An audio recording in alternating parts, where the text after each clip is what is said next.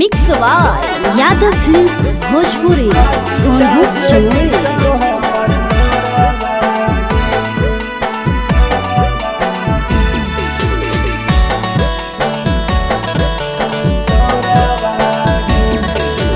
आज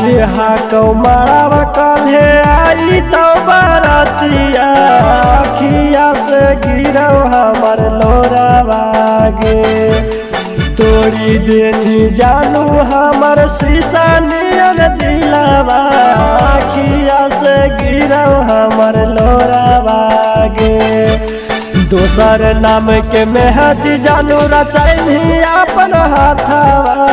अखिया से गिरौ हमर लोरावागे आज कौमारा कल्हे आई तो बरतिया अखिया से गिरौ हमर लोरावागे।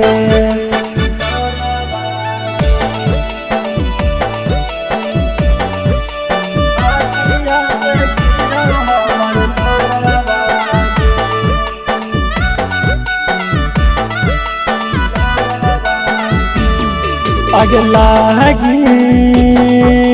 रहलोगे हरदी चढ़ी जैमी पिया संग डोली आगे कैसे के रहबोगे सोना लागा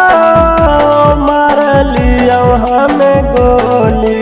पिया संगे जैनी जानू चढ़ी के बलोरावा अखिया से गिरौ हमर लोरावागे आज कौमारा कल्हे आई तो बरतिया अखिया से गिरौ हमर लोरावागे।